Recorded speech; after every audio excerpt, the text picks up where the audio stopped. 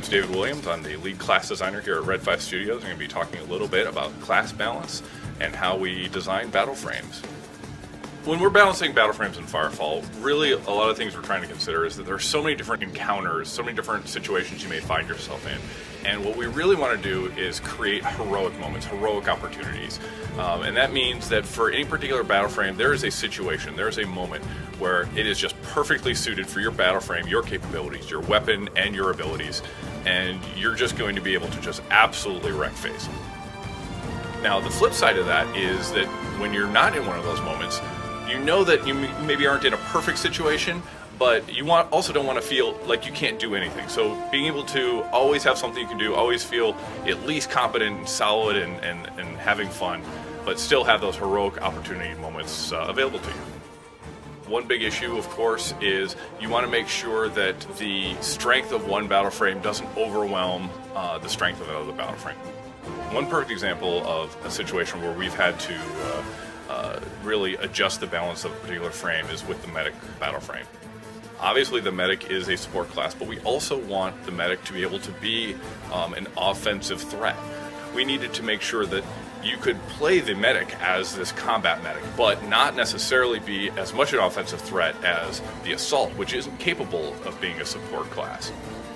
You needed to be fun, it needed to be threatening, but it also needed to be just below the offensive capabilities of an assault. Designing and balancing around a game that has both PvE and PvP is more of a challenge. We really like to focus on PvP when it comes to pure numbers balancing. We focus on the PvP gameplay in terms of balancing one class to another. If we see that one class is maybe outstripping the others when it comes to open world gameplay, PvE gameplay, then we can balance around that using open world assets rather than character assets. So we don't necessarily have to change crater. We can change how the creatures move around the world so that you may not be able to crater on 50 things all at once.